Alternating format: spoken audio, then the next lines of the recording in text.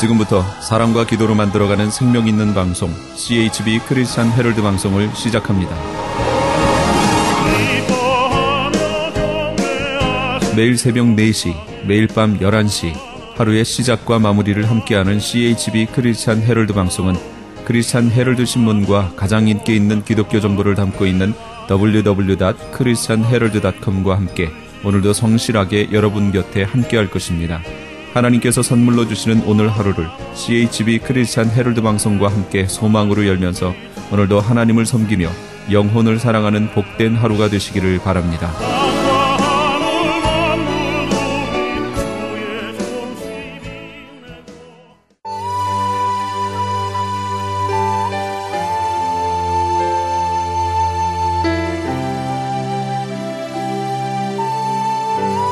이 새벽을 주님과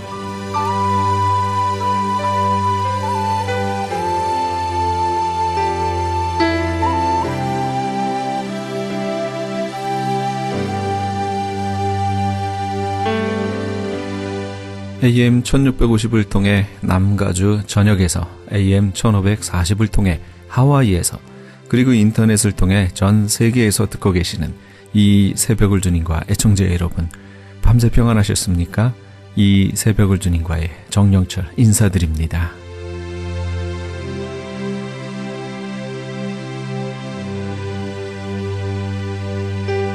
매주 화요일 이 시간에는 남가주 실로암 장로교회 최경섭 목사님의 말씀 먼저 보내드립니다.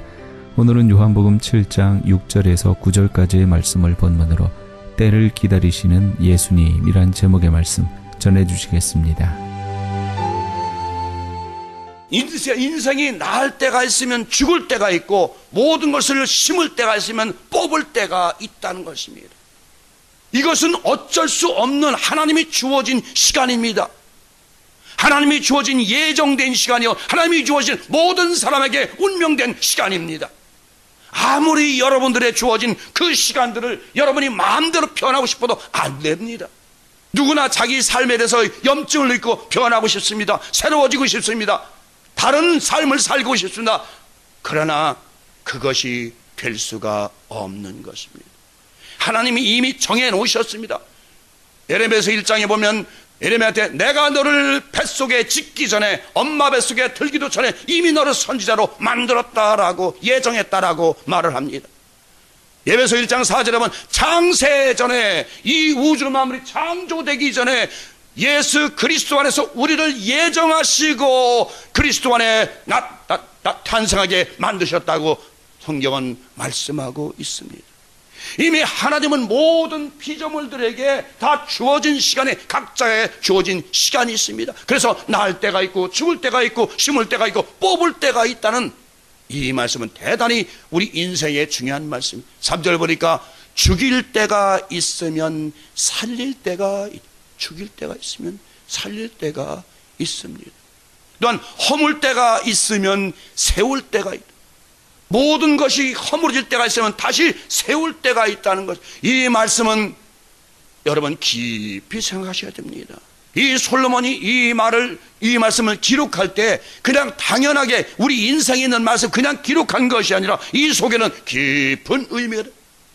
4절 보니까 울 때가 있으면 웃을 때가 있고, 그리고 애곡할 때가 있으면 춤출 때가 있다. 장례식에 갈 때가 있으면 결혼식이 있고, 또한 결혼식이 있다 보면 장례식이 있고, 장례식이 있다 보면 결혼식이 있고, 계속 웃을 때가 있으면 울 때가 있고, 울 때가 있으면 웃을 때가 있다는 말씀이에요. 항상 울 수만도 없는 것이고 항상 웃을 수만도 없는 것이고, 인생은 변화무쌍하게 계속해서 돌고 돌아서 울 때 웃을 때 울 때 계속 있다는 것입니다. 이것은 하나님이 주어진 인생들에게 주어진 피조물들에게 주어진 바로 시간들인 것입니다. 5절 보면 연장을 쓸 때가 있으면 써서 안 될 때가 있고, 서로 껴안을 때가 있으면 그만둘 때가 있습니다. 인생이 서로 껴안을 때가 있으면 그만둘 때가 있습니다. 이것도 다 정해진 시간 속에서 어떤 사람은 결혼하자마자, 저 아는 사람은 결혼하자마자 신혼여행에서 그냥 남자가 도망가 그 이후로 결혼 않고 살고 있습니다. 여자한테 너무 놀래가지고 그 사람은 그 즉시로 신혼방에 도망가서 다시는 여자라거나 아주 결혼도 하고 하지 않고 평생을 혼자 사는 사람이 있습니다. 인생이 결혼도 그렇다. 우리가 신부나 수녀들은 결혼을 않고 삽니다. 여러분, 수녀들 중에도 신부들 중에도 살다가 튀어나오는 사람들 있습니다. 그것은 왜요? 자기 운명 속에 신부의 운명이 없고 수녀의 운명 시간이 없기 때문에, 자기 마음대로 됐기 때문에, 자기 마음대로 된 사람은 절대로 견딜 수가 없습니다. 수녀들, 제 아는 사람도 나와서 제 친구와 결혼하는 사람도 한국에도 있고 여기도 있습니다. 자기 마음대로 수녀된 사람들, 자기 마음대로 된 사람 안 된다는 것입니다. 하나님이 주어진 시간, 하나님이 정해진 운명의 시간 속에 수녀와 신부가 그는 영원히 변치 않고 그대로 살 수가 있습니다. 그러나 내 뜻대로 내 마음대로 해서는 아무것도 이룰 수가 없다는 것입니다. 모아드릴 때가 있으면 없앨 때가 있고, 건사할 때가 있으면 버릴 때가 있다. 그리고 7절 보니까 찢을 때가 있으면 기울 때가, 꿰맬 때가 있고, 입을 열 때가 있으면 입을 다물 때가 있다. 그리고 사랑할 때가 있으면 미워할 때가 있고, 싸움이 일어날 때가 있으면 평화를 누릴 때가 있다라고 말하고 있습니다. 그죠? 우리의 인생의 모든 변화무쌍합니다. 여러분도 어렸을 때 삶을 통해서 지난 날을 돌아보면 얼마나 변화가 많이 있습니까? 학생 때에도 보면 저는 가만히 학생 때를 뒤돌아봅니다. 제가 학생 때 5학년까지는 참 모범생이었습니다. 공부도 잘했고 선생님 말씀도 잘 듣고 잘했습니다. 근데 6학년 때 나도 모르게 내 안에서 성령이 떠나고 악신이 들어온다 못한 동료들에게 정말 입에 담지 못할 욕과 폭행과 아주 폭언을 많이 하고 살았습니다. 그렇게 변하기 시작하더니 계속해서 인생이 이상한 쪽으로 변하기 시작. 여러분, 우리 인생은 수시로, 여러분 마음도 우직하면 조석변이라고 안 합니까? 아침에 마음 먹은 마음 저녁에 변한. 어떤 사람이 그런 얘기다. 인생은 하루에 6만 번 이상 생각이 변한다고 그래요. 이랬다 저랬다 계속 생각이 수시로 바뀐다고 그래요. 여러분, 한 생각에 오랫동안 집착해 보셨습니까? 얼마나 집착해 보셨습니까? 딱 한 생각을 오랫동안 얼마나 집착 안 됩니다. 하다 보면, 기도도 하다 보면요, 제가 아침 저녁 기도하다 보면 좀 목사님 기도하다 보면 순간적으로 무언가 생각이 탁 치고 들어옵니다. 우리의 마음은 정말 수시로 변하고 있습니다.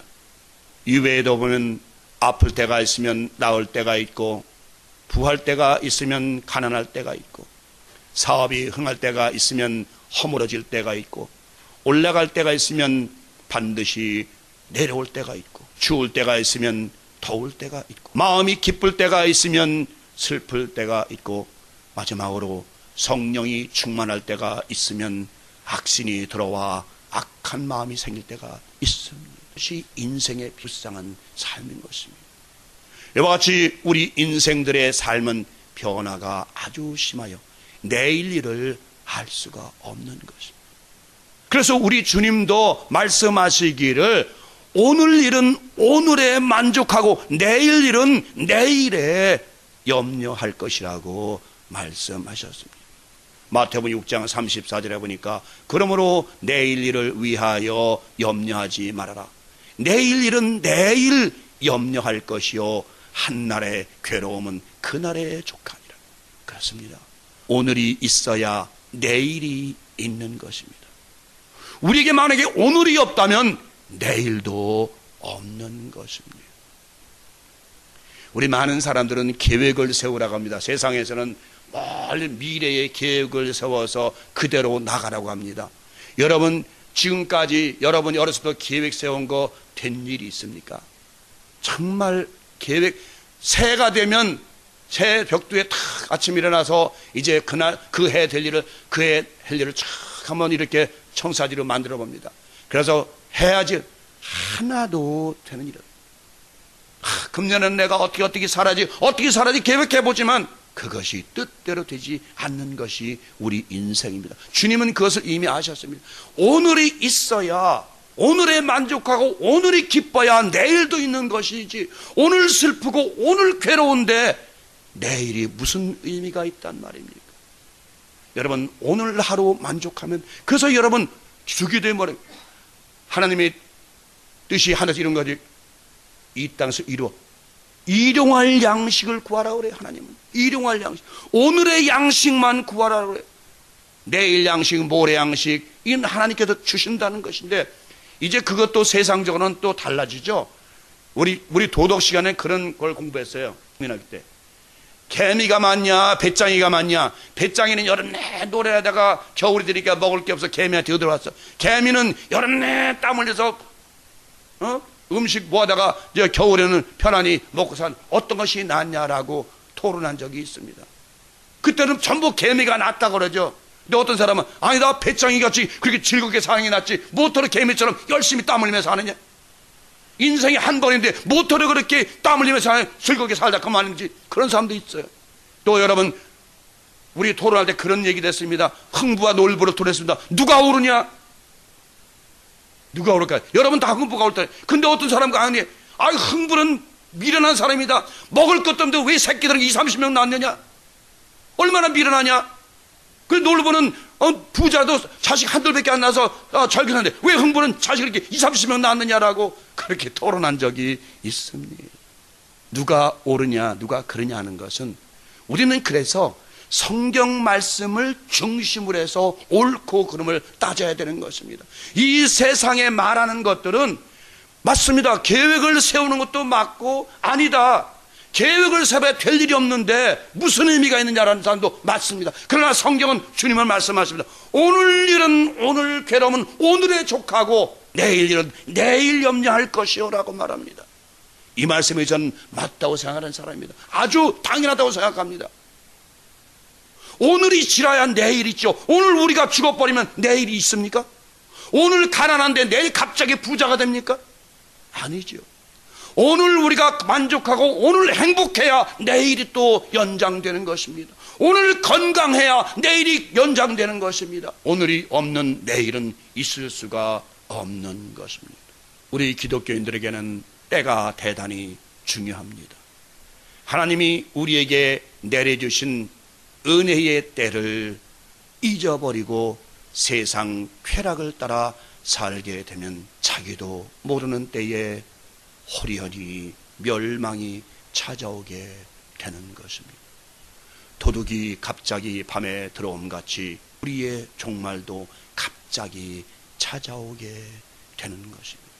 그러므로 늘 영적으로 깨어있어 악한 마귀를 대적해야만 하는 것입니다.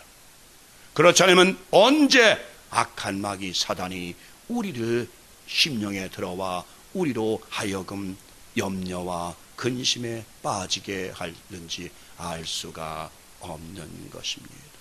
여러분, 많은 사람들은 요즘에 세상의 종말을 얘기합니다. 세상의 종말이 왔다. 맞습니다. 다 그건 말씀의 피부로 느끼는 사실입니다. 그런데 가장 중요한 것은 많은 사람들이 자기 종말도 모르면서, 자기의 종말이 어떻게 될지도 모르면서 자꾸 세상 종말만 염려더라고. 특히 목사님들 보면, 목사들 교회에서 강론할 때 보면 세상의 종말이 계시록이 어떻고 뭐가 어떻고 뭐가 어떻고 쭉 설명. 근데 막상 당신의 종말은 어때요? 목사님의 종말은 어때요? 몰라. 자기의 종말, 자기의 마지막도 알지 못하면서 세상의 종말을 의논한다는 것은 그건 어리석은 일이라고 저는 생각합니다.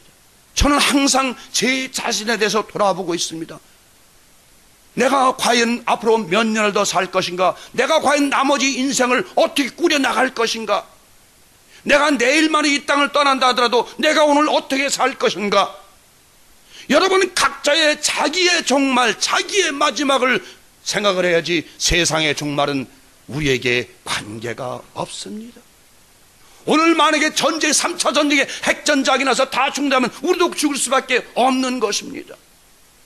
오늘 우리가 비행기 타고 가다 사고나 죽을 수도 있고 교통사고로 죽을 수도 있고 어떤 사고로 죽을 수도 있어요. 그런데 세상의 종말을 의논해서 무엇을 한단 말입니까?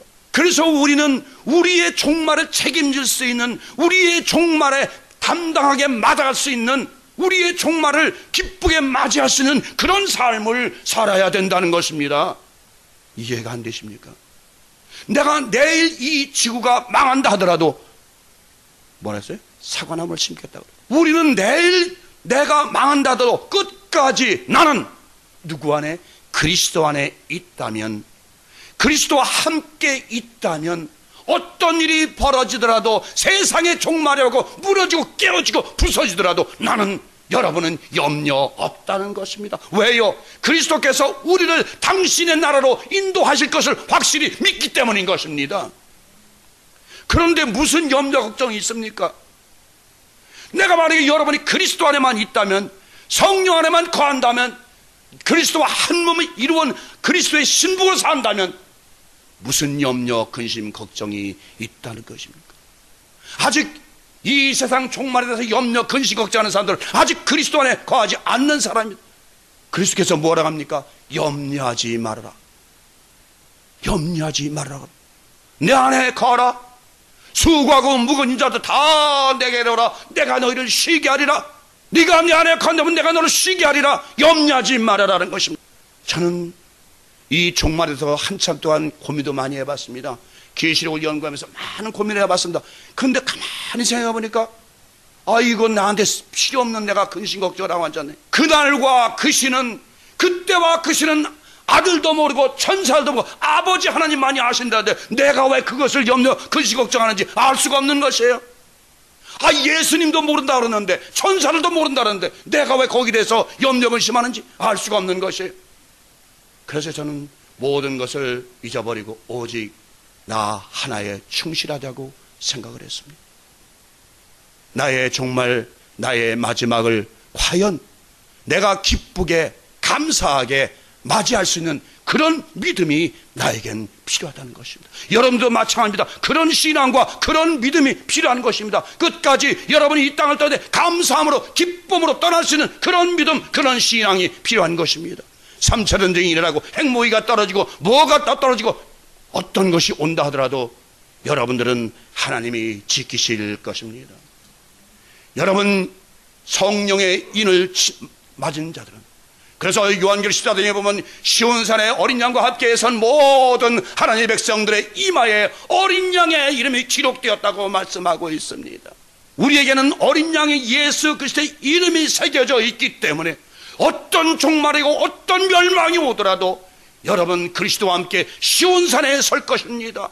시온산에 그리스도와 함께 서 있을 것입니다. 그런데 왜 염려 근심합니까? 오늘날 각 교회마다 이제 여러 가지 그 666 때문에, 이제 여러분들의 받을 그 배례칩 때문에, 그 칩 때문에 많은 사람들이 근심 걱정하고 있습니다.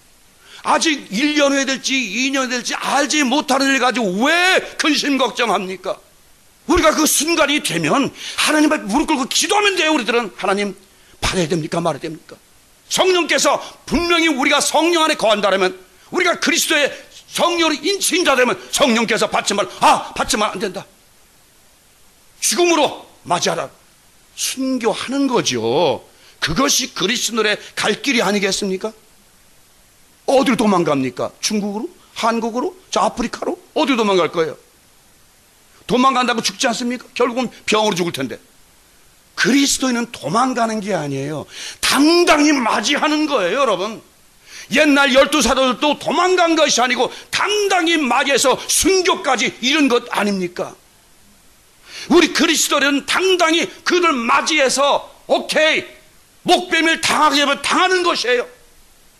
피하고 도망갈 것이 아니라고요. 우리는 끝까지 우리의 때, 우리에게 주어진 시간을 그리스도 안에서, 하나님 안에서 끝까지 믿고 달려가는 것이, 사도 바울이 말한 것처럼 내가 이제 달려갈 걸 다 달려갔으니 이제 나에게 남은 것은 의의 멸관, 생명의 멸관이 내게 남아있다. 나에게뿐 아니라 너희들 그때를, 그것을 기다리는 너에게도 주실 것이니 그때까지 참고 기다리라고 말씀하십니다. 인내와 절제가 그래서 필요한 것입니다. 여러분, 사도 요한을 잘 아시지 않습니까? 전승에 의하면 사도 요한은 죽이려고 기름감에 튀기지 않았습니까? 기름에다가 솥에다 가마솥에 기름을 붓고 거기다 사람을 튀겼습니다. 빨개 붓고 튀겼습니다. 얼마나 뜨겁겠습니까, 여러분? 기름에 튀기면 상상만 해보십시오. 얼마나 뜨거울까요? 그러나 그는 참았습니다. 그러자 죽지 않자 그를 발모섬에 던져버렸습니다. 그래도 그는 거기서 끝까지 참았습니다. 그가 이제 마지막 주님께 기도합니다. 하나님, 우리 형제자매들은 다 죽었습니다. 하나님, 나와 함께하던 12사도들 11사도는 다 죽고 이제 나만 남았습니다. 100살이 넘은 이 늙은이 남았습니다. 근데 왜 우리 예수 그리스도 믿는 자들은 이렇게 다 순교당하고 죽어야만 되고 고생하고 멸망받아야 됩니까? 하고 하나님께 기도할 때에 그때 하나님께서 하늘 계시문을 열어주신 것입니다. 요한아, 요한아, 그것이 마지막이 아니다. 이제 나팔 소리를 들어 하늘의 나팔을 듣고 이제 이리로 올라오라. 내가 너에게 앞으로 될 일을 너에게 보여주겠다고 그가 요한에게, 사도 요한에게 반모섬에서 하늘의 천국의 모습을, 낙원의 모습을 보여줬던 것입니다. 그것이 바로 계시록에 쓴 동기가 되는 것입니다. 아시겠습니까? 그가 실망하고 좌절할 때에, 반모섬에서 죽을 각오로 하고 있을 때에, 100세 된 노인이 일어날 때도 겨우 돌을 붙잡고 일어나는 그런 신세가 되었을 때에 드디어 하나님께서 하늘문을 열어주시고 천국문을 열어주셔서 그로 하여금 희망과 산소망 가운데 살게 만들어 주셨던 것입니다. 사랑하는 여러분, 우리는 우리에게 주어진 시간들을 헛되이 보내서는 안 됩니다. 우리에게 주어진 시간을 망령되이 보내선 안 됩니다. 언제 도둑같이 멸망이 호련히 우리에게 임할지 모릅니다. 언제 우리에게 마지막 시간을 알리는 농구 경기의 마지막 4쿼터의 마지막 부자가 알람이 울릴지 알 수가 없습니다. 이제 마지막 부자에 꽝 하고 마지막 알람이 울리면 그때는 끝입니다. 마지막 4쿼터에 알람이 울리기 전에 여러분 삶이 변화되고 여러분 생활이 변화될 수 있습니다. 여러분, 우리에겐 마지막 알람이 아직 남아있습니다. 마지막 나팔이 남아있습니다. 이 마지막 나팔이 울리기 전에, 이 마지막 알람이 울리기 전에 여러분 정말 제가 부탁드립니다. 이제 변화하십시오. 지난번에 말씀드렸지만 이제 물과 성령을 변화되지 못하면, 새로운 피조물로 살지 못하면 여러분 다음 세상에 어떤 세상이 올지 심판의 부활이 온다고 분명히 말씀하시고 계십니다. 여러분, 제가 얼마나 여러분과 더 설교를 할지 알 수 없습니다만 정말 여러분 간절히 부탁합니다. 그래도 아직 내 안에 있는 죄의 존재들이, 아직 쓴 뿌리들이 다 빠지지 않기 때문에 눈물을 흘리며 기도하고 있습니다. 여러분들도 마찬가지입니다. 이제 마지막 4쿼터의 부자가 울리기 전에, 타임아웃 부자가 울리기 전에, 인생의 마지막 알람이 울리기 전에 여러분들은 변화되어야 됩니다. 어떻게 변화되어야 되냐? 그리스도의 신부로 말입니다. 그리스도와 연합한 자로 말입니다. 그리스도와 한 몸을 이룬 자로 말입니다. 여러분, 여러분의 처소는 이곳이 아닙니다. 이곳은 영원한 도성이 아닙니다. 이곳은 불붙는 도성입니다. 이곳은 멸망의 도성입니다. 이곳은 잠깐 쉬었다 가는 순례의 도성입니다. 우리의 처소는 이미 주님이 예배해 가신 영원한 처소가 준비되어 있습니다. 오늘도 하나님은 우리를 부르십니다. 우리에게 말씀하십니다. 사랑하는 내 백성들아, 이제 거기서 나와라. 그 불붙는 도성 바벨론에서 나와라.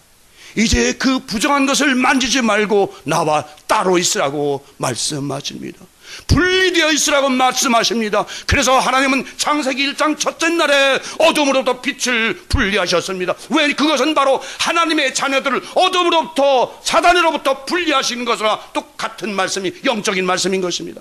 바로 빛을 어둠으로부터 분리했다는 것은 바로 세상으로부터 하나님의 자녀들을 분리해 놓으셨다는 말씀을 전제하신 것입니다.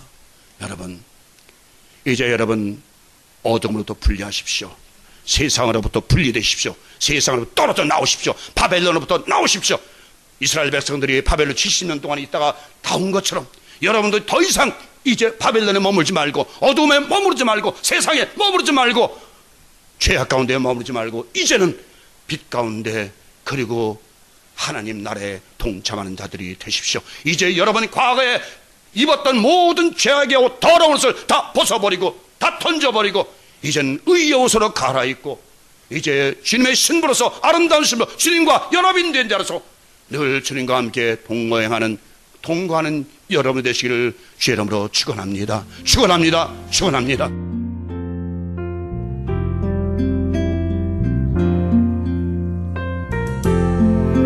지금까지 최경섭 목사님께서 때를 기다리시는 예수님이란 제목의 말씀 전해주셨습니다. 남가주 실로암 장로교회는 벌먼과 워싱턴이 만나는 곳 1664 코르도바 스트리트 LA에 위치하고 있습니다. 신앙상담이나 교회에 대해서 좀 더 자세히 알기 원하시는 분은 전화 323-998-7064 323지역 998-7064 남가주 실로암 장로교회로 연락 주시기 바랍니다.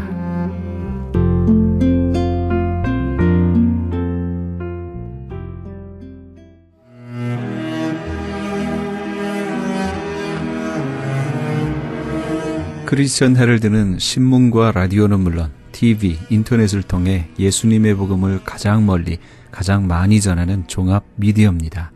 이런 사역을 감당하기 위해서는 우리 애청자 여러분의 후원과 기도가 절실히 필요합니다.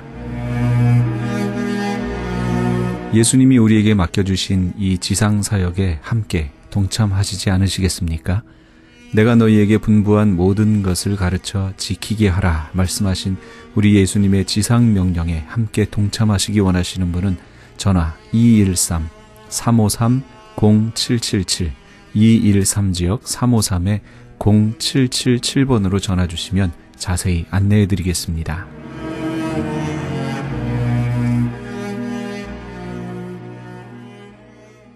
지금 여러분께서는 AM 1650과 인터넷을 통해 미 전역과 전 세계에서 하와이에서는 AM 1540으로 방송되는 크리스찬 헤럴드의 이 새벽을 주님과 일부 함께하고 계십니다. 방송 시간과 설교 편성표는 크리스찬 헤럴드 신문 주간 편성표나 홈페이지 cheraldus.com에서 확인하실 수 있습니다. 계속해서 예은 장로교회 곽건섭 목사님의 말씀 보내드립니다. 오늘은 마가복음 14장 3절에서 9절까지의 말씀을 본문으로 감사의 기회를 잃지 말자란 제목의 말씀 전해주시겠습니다. 설교가 토니 캠플러라고 하는 교수님이 계시는데 그분이 쓴 책에 보면은 그분의 글에서 이런 이야기를 읽고 저는 개인적으로 굉장히 많은 도전을 받고 은혜를 받은 적이 있습니다. 이 톰플러 교수가 친구 집을 방문했다가 들은 이야기라고 합니다. 그의 친구에게 4살 된 딸이 있었습니다. 어느 폭풍우 치고 무섭게 번개가 치던 날 밤에 갑자기 딸이 2층 방에 혼자 있다고 하는 사실을 깨닫는 순간에 이 아빠는 너무너무 불안한 생각이 들었습니다. 아니나 다를까 2층 방에서 딸의 고함 소리가 막 들려왔습니다. 그래서 얼마나 겁을 먹었을까 하는 아빠의 생각에 이 아빠는 바로 2층으로 급히 뛰어 올라갔습니다. 그런데 그의 딸이 창문 앞에 양팔을 딱 벌리고서 선체 큰 소리로 이렇게 외치더랍니다. 하나님 감사해요. 제게 사진을 찍어주시는 거지요. 가능하면 멋지게 찍어주세요. 번개가 치는 번개 소리를 번쩍번쩍 들으면서 제 사진을 찍어주세요. 하나님 감사해요. 아주 멋지게 찍어주세요. 그 모습을 보고 그날 밤 아빠는 딸의 존재가 하나님이 보낸 천사처럼 느껴졌고 다른 가족들에게 그 두려운 밤은 잊기 어려운 행복한 밤이 되었다. 그런 고백을 했습니다. 캠플러 교수 역시 친구의 천진난만한 딸 얘기를 통해서 감사의 진정한 의미와 인생을 바라보는 시각을 교정할 수 있었다고 본인이 그 책에서 고백하고 있습니다. 폭풍우가 치고 내성 번개가 요란했던 밤에 하나님이 자기 사진을 찍어주시고자 플래시를 터뜨리는 것으로 해석할 줄 알았던 그 로맨틱한 소녀의 마음과 어른들조차 두려웠던 그 밤에 이 소녀의 입술에서 나온 하나님 감사해요. 하나님 감사해요. 그것은 그 어떤 신앙 고백보다도 아주 위대한 것이었습니다. 오늘 이 본문 속에 등장하는 한 여인의 사건이 일어났던 상황은 바로 폭풍우가 몰아치고 내성이 울리던 밤이었습니다. 당시 종교인을 대표하던 대제사장과 서기관들이 예수님을 지금 죽이고자 모의하던 그런 밤이었어요. 바로 그날 밤에 인류 역사상 가장 아름다운 감사 사건이 그곳에 일어나고 있습니다. 성경은 한 여자의 사건이라 오늘 그렇게 말합니다. 그러나 이 동일한 말씀 요한복음에 가서 보면은 이 여자의 이름은 마리아였다. 요한복음 12장 3절에 보면 마리아로 이야기하고 있습니다. 하지만 이 마가는 무슨 이유 때문인지 이 여자의 이름을 대지 아니하고 익명으로 하고 있습니다. 어쩌면은 자신의 이름을 드러내고 싶어 하지 않았던 이 여인의 헌신을 의도대로 보존하고 싶었던 모양입니다. 그러나 이 여자의 헌신만은 숨길 수 없는 역사적 사건이 되었다 하는 것을 오늘에 우리는 깨닫게 되는 것입니다. 다음 성경에 나온 증언입니다. 9절 말씀에 보면은 온 천하에 어디서든지 복음이 전파되는 곳에는 이 여자가 행한 일도 말하여 그를 기억하게 하라. 온 천하에 복음이 전파되는 곳곳에 이 여자의 행적이 전파되게 그 일을 알려라. 그 일이 알게 되리라.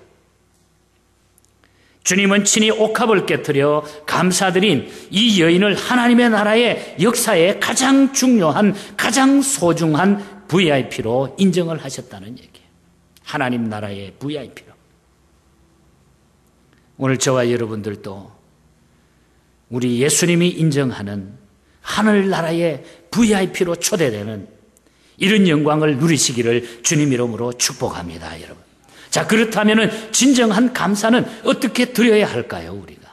진정한 감사는. 먼저 생각하고 싶은 것은 시몬의 집에서 열린 잔치를 통해서 이 마리아는 감사를 하나님 앞에 드리고 있다는 얘기예요. 잔치를 통해서. 3절에 보면은 예수께서 베다니 나병 환자 시몬의 집에서 식사하실 때에 그렇게 말하고 있습니다. 어디서 이 사건이 일어났습니까? 성경에는 베다니 나병 환자 시몬의 집이라 그렇게 말합니다. 성경학자들은 본래 나병 환자였던 그가 예수님을 통해서 치유받은 후에 그분을 모시고 열린 일종의 그 은혜에 보답하는 잔치였을 것이다 그렇게 말합니다.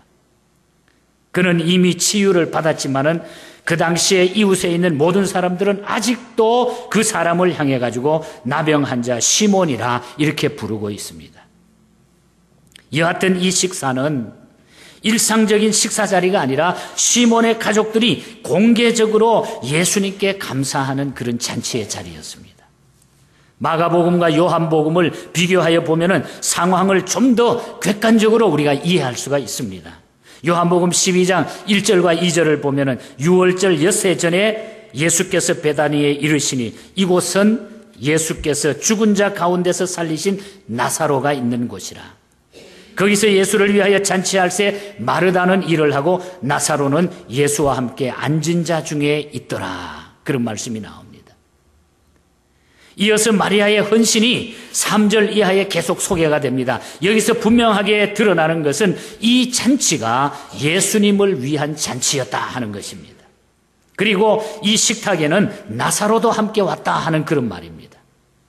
마가복음에 따르면 잔치가 열린 곳은 시몬의 집이었습니다. 그가 호스트입니다. 즉 주인이었습니다. 그는 불치의 병에서 치유받은 감격으로 이 자리를 지금 마련한 것이죠. 너무너무 감사했어.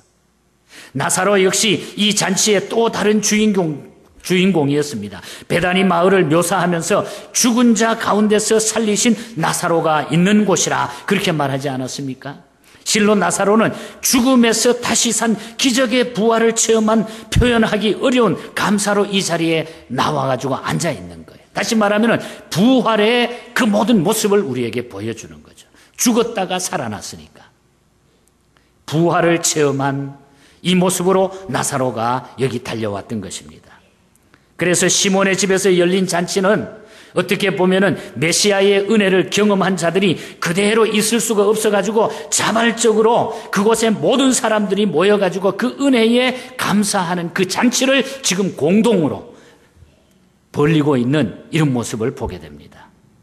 오빠가 주의 은혜로 다시 살아난 것을 보고 불쌍했던 이웃 시몬이 고침받은 기적을 보고 베풀어 주신 말씀으로 구원을 체험하고 인생의 새 소망을 얻은 사람들로 거기에 다 모여 있습니다. 거기에 마리아가 지금 끼어 있는 거예요. 이 마리아 역시 어떻게 그대로 있을 수 있었겠어요? 그는 이들 공동체에서 이 감사에서 나는 제외되면 안 된다 이 생각으로 이 마리아가 이 잔치에 지금 찾아와가지고 함께 참여하고 있는 것입니다.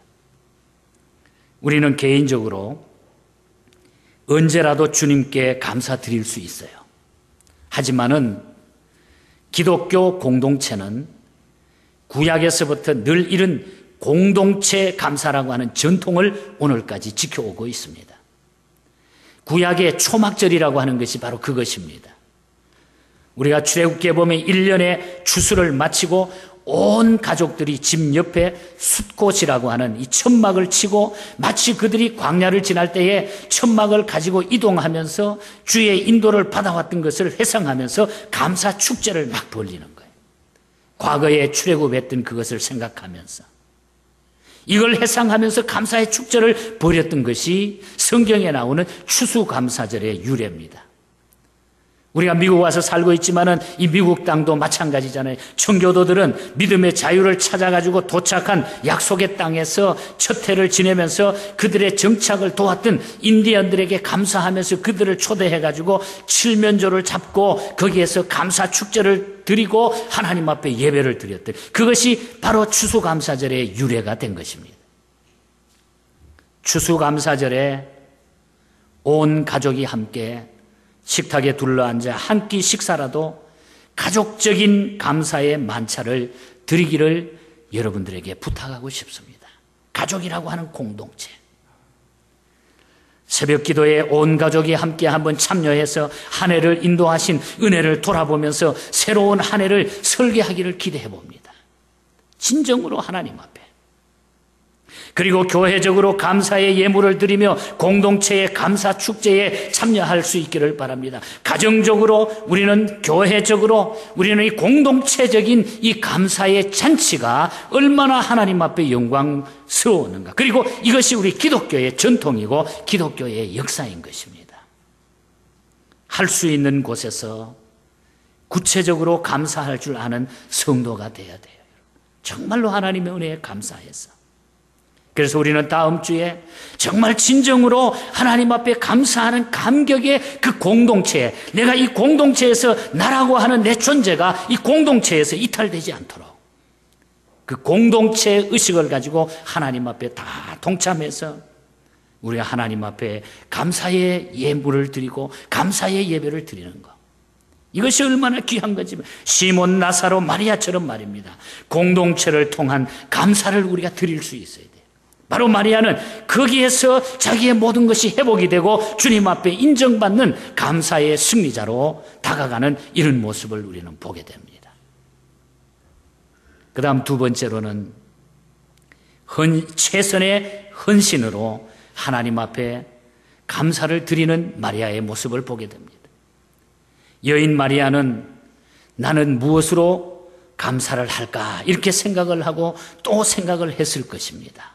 주님을 만나고 그 잔치에서 그때 이 마리아는 생각하기를 자기가 고이 간직해온 옥합이 생각이 나는 거예요. 옥합. 인생에 중요할 때 이 옥합 속에 향유를 사용하려고 소중히 간직해온 자기의 전 재산과 같은 것이었습니다. 그래서 그 옥합을 생각해서 그 옥합을 깨뜨리기를 원했던 것입니다. 성경은 이 여인이 가지고 있는 이 향유의 가치가 300데나리온 이상이었다 오늘 기록하고 있어요. 5절에 보면은 당시에 평범한 노동자 하루 풋값이 1데나리온, 1데나리온이에요. 그렇다고 하면 그 가치는 거의 1년 봉급에 해당되는 그런 헌신적인 이 예물이었던 것입니다. 여인으로서는 상당한 것을 모아가지고 귀하게 간직했던 그의 전 재산과 같은 그것이 바로 이 300데나리온이나 되는 향유 옥합이었던 것입니다. 그러나 그녀는 전혀 망설이지 않았던 것입니다. 옥합을 깨서 예수님의 머리 위에 향유를 붓습니다. 그것이 그녀가 할 수 있는 최선의 헌신이었고 해야 할 헌신이라고 그는 스스로 믿었기 때문이에요. 사람들은 옆에서 그 모습을 보고 어찌해서 이 귀하고 비싼 향유를 허비하는가? 제자들도 그랬고 옆에 있는 사람들이 막 비난을 했습니다. 하지만 예수님의 견해는 달랐던 것입니다. 오늘 본문 6절에 보면은 옆에서 막 비난하는 사람들을 향해서 예수님이 6절에 이렇게 말합니다. 예수께서 이르시되 가만두어라. 너희가 어찌하여 그를 괴롭게 하느냐. 그가 내게 좋은 일을 하였느니라. 아무 말 하지 마라. 그를 괴롭게 하지 마라. 그는 내게 지금 좋은 일을 하였느니라. 여기서 좋은 일이라고 하는 것은 아름다운 일입니다. beautiful이라고 하는 단어로 영어 성경에는 번역이 되어 있어요. 그것은 아름다운 사랑의 낭비를 이야기하고 있어요. 아름다운 사랑의 낭비. 그런데 성경은 가장 아름다운 가치 있는 낭비가 헌신 혹은 헌금이라 이렇게 말하고 있습니다. 무슨 이유일까요? 그것은 주님께서 기억하시기 때문입니다. 우리 주님이 기억하시는 거하고 기억하지 않는 거하고 다른 거거든요. 주님이 기억하시기 때문이에요. 그리고 그것은 영원한 사랑의 흔적을 남기기 때문입니다. 사랑의 흔적이 남게 된다는 얘기예요. 예절이라고 하는 것은 최소한의 의무에서 끝나지만은 사랑은 최선의 헌신으로 나타나게 되어 있습니다. 사회 사업가였던 믿음이 훌륭했던 일본인 가운데 이시 주지라고 하는 사람이 있습니다. 아주 훌륭한 분이에요. 이분이 어느 날 맹인 한 사람이 찾아와가지고 자신의 우울증을 호소하면서 밝게 사는 비결이 없는지 물었습니다. 맹인이 되고 우울증이 걸려가지고 몹시 괴로워하는 그런 분이었습니다. 그래서 이 이시 선생은 그에게 질문을 해봅니다. 점자 성경을 읽을 수 있느냐? 점자로 된 성경을 읽을 수 있느냐 물었습니다. 그러자 읽지 못했다. 내가 성경을 읽지 못했다. 그렇게 대답을 했습니다. 그러면 암말을 잘 할 수 있느냐 물었더니 예, 암말은 내가 잘합니다. 그러더래요. 교회는 나가느냐 물었습니다. 그렇습니다. 교회는 가끔 왔다 갔다 했습니다. 그러면 11조를 드리느냐 이렇게 물었습니다. 이 질문에는 절대로 못하고 한 번도 해본 적이 없습니다. 이렇게 대답을 했답니다. 그러면은 두 가지 실천을 해보라. 이렇게 이시 선생이 이 맹인에게 이야기를 합니다. 첫 번째는 안마해서 얻은 수익에서 하나님께 감사하는 마음으로 먼저 11조를 한번 드리고 그 다음에는 또 11조로 자신보다 더 불쌍한 이웃을 구제하고 한번 섬겨보라. 구제하면서 섬겨보라. 이렇게 얘기했는데 이분이 이 말을 듣고 가서 그것을 실천했는데 몇 개월 후에 이분이 이시 선생을 찾아와가지고 선생님 막 웃으면서 기쁨이 충만해가지고 제 일생에 한 번도 가져보지 못한 행복과 기쁨이 제 마음에 넘쳐납니다. 행복과 기쁨이 제 일생에 한 번도 없었는데 제 마음에 행복과 기쁨이 넘쳐난다. 이렇게 고백을 했어요. 그는 그 맹인에게 할 수 없는 것을 요구한 것이 아니라 할 수 있는 것을 그리스도의 정신으로 할 수 있도록 안내를 해 주었을 뿐입니다. 사랑하는 교우 여러분, 아름다운 헌신만이 인생을 아름답게 한다는 것을 꼭 우리가 기억해야 돼요. 아름다운 헌신 꼭 기억해야 돼요. 헌신이 없이는 기쁨이 있을 수가 없어요. 우리가 주님 앞에 헌신하지 아니하면 절대로 우리에게 기쁨의 삶이 올 수가 없어요. 시간도 물질도 무엇이든지 우리가 하나님 앞에 헌신하지 않으면 절대로 기쁨이 없습니다.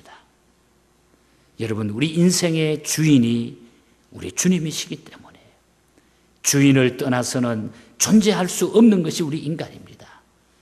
그 주인과 잘 살기를 원한다고 하면, 주인과 영원토록 행복하게 살기를 원한다면 우리가 하나님 앞에 헌신해야 돼. 그런데 오늘 이 여인은 자기의 가장 귀한 것으로 하나님 앞에 옥합을 깨뜨렸어요. 예수 그리스도 앞에. 헌신하는, 감사하는 이런 모습을 우리가 보게 되는 것입니다. 마지막 세 번째로는 시간의 제한이라고 하는 운명을 통해 가지고 하나님 앞에 헌신을 하고 있습니다. 감사하고 있습니다.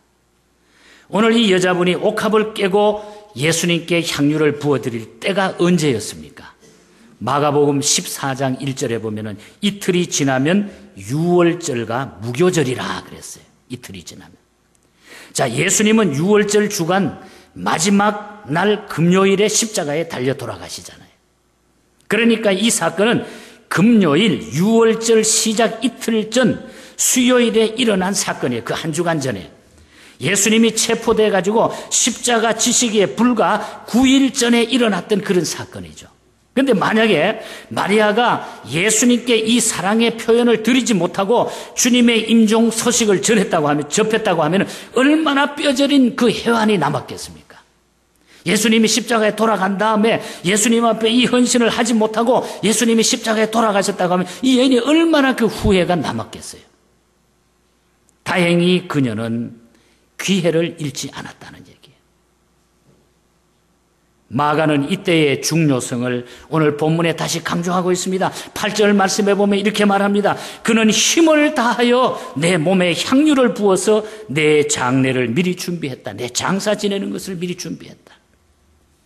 그렇게 말하고 있습니다. 봉사의 때가 여러분 항상 있는 게 아닙니다.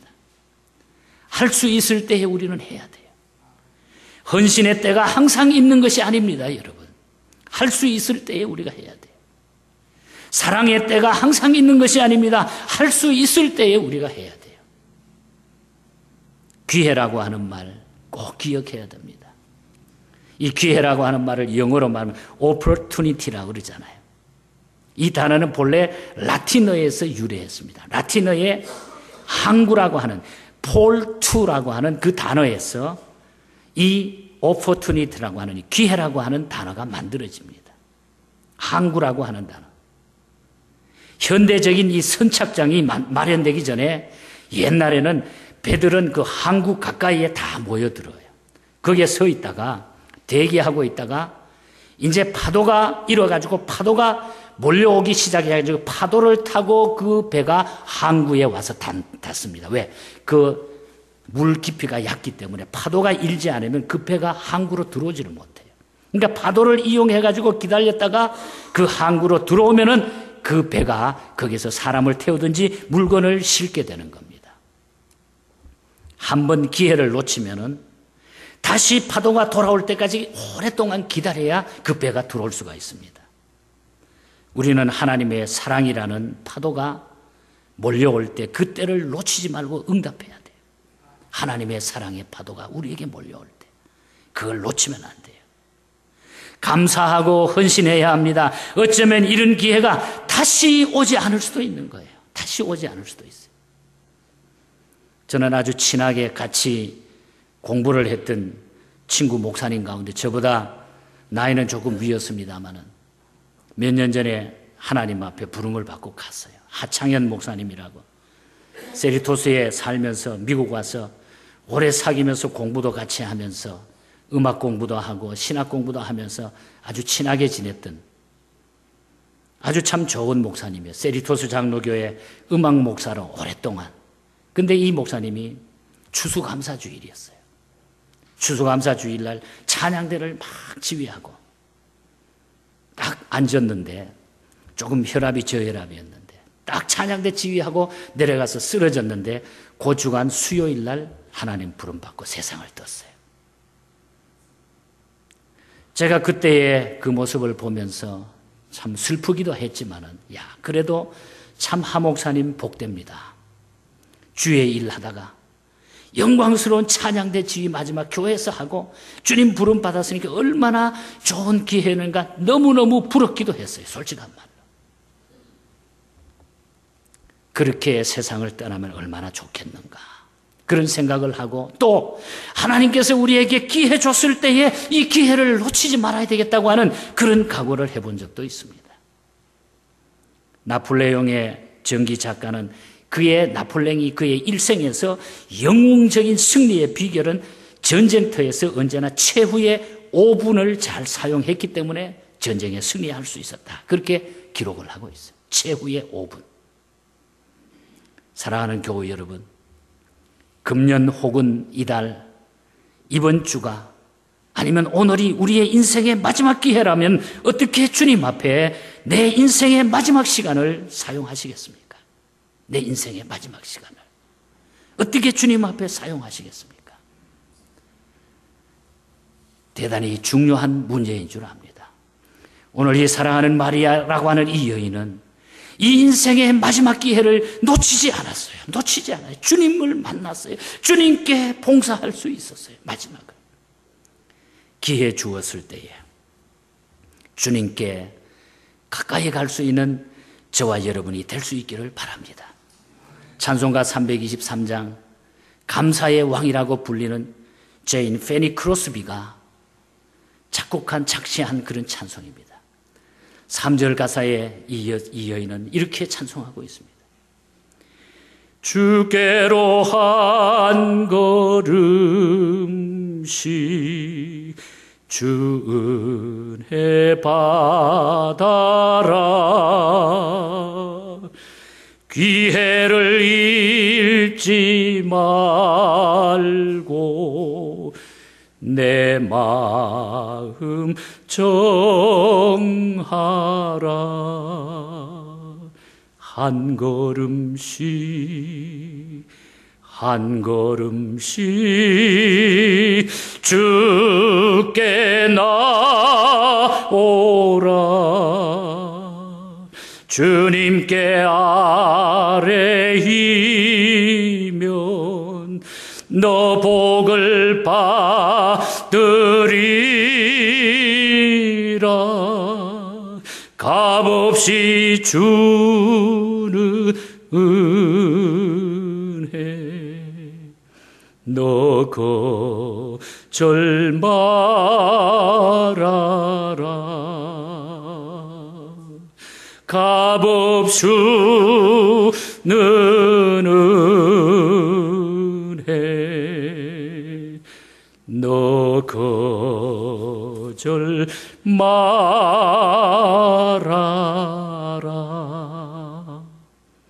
기회가 주어졌을 때에 그 기회를 잃지 않는 우리가 될 수 있기를 바랍니다. 그 남은 시간에 우리가 해야 될 일이 무엇일까요? 이제 우리 남은 시간에 우리의 진정한 행복을 위해서 우리가 무엇을 해야 할까요? 감사의 기회를 잃지 않고 사는 주님의 성도, 그것이 바로 저이고 여러분이 될 수 있기를 기도합니다. 진정한 감사를 표현하십시오. 기회 주어졌을 때 진정으로 우리가 하나님 앞에 감사하십시다. 다음 주에는 이 감사의 기쁨이 이 교회 안에, 우리의 생애 안에 차고 넘치는 그런 놀라운 역사가 있기를 주님 이름으로 간절히 축복합니다.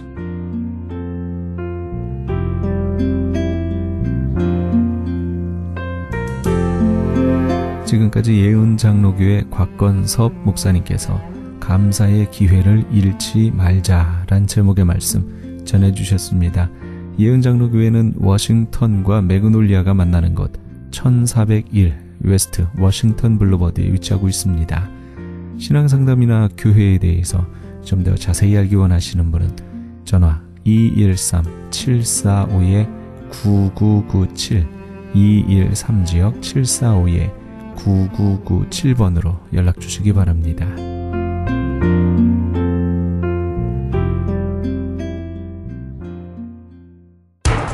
기적의 영양제 M3를 아십니까? 무슨 병에 걸렸던지 큰 효과를 준다는 그 신비한 기적의 영양제.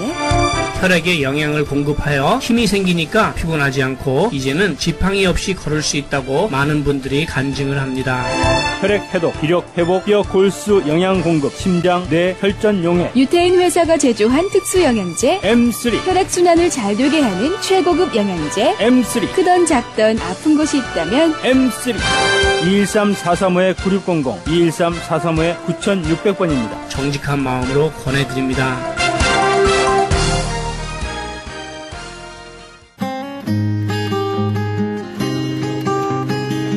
교계 게시판.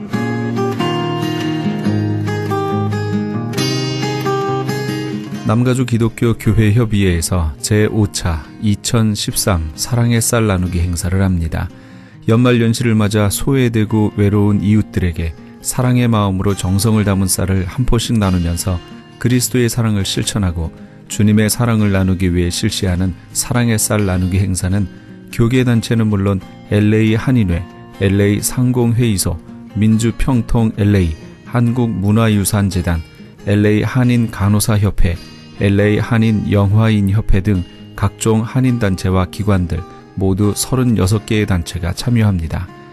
본 행사는 12월 31일까지 사랑의 쌀 모금을 실시하며 모금된 기금으로 구입한 쌀은 12월 21일부터 12월 28일 오전 10시에서 오후 2시까지 LA 총영사관과 지정된 교회에서 배부하게 됩니다. 현재 후원금 접수는 남가주 교회협의회에서 하고 있으며 좀 더 자세한 문의는 전화 323-735-3000번, 323지역 735-3000번으로 문의하시기 바랍니다. 그레이스 미션 대학교에서 2014년도 봄학기 신입생을 모집합니다. 본 학교는 플러튼에 있는 은혜 한인교회 캠퍼스에 있으며 제공하는 학위는 4년제 학사, 2년제 석사, 3년제 목회학 석사, 그리고 선교학 박사 과정이 있습니다. 그레이스 미션 대학은 ABHE와 트랙스 정회원 학교입니다. 특히 선교학 석사와 선교학 박사 과정 신입생을 환영합니다. 2014 봄학기 개강은 2월 3일에 있습니다. 그레이스 미션 대학교를 소개하는 오픈하우스가 11월 26일 화요일 오후 7시에 은혜 한인교회 본당에서 있습니다. 좀 더 자세한 사항은 714-525-0088, 714지역 525-0088번으로 문의하시기 바랍니다. 교계 게시판에 대한 좀 더 자세한 사항은 크리스천 헤럴드 신문 교계 소식란을 참조하시기 바랍니다.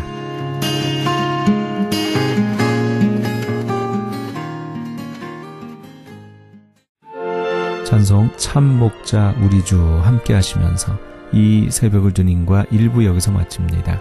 잠시 15분 후에 2부에서 돌아오겠습니다.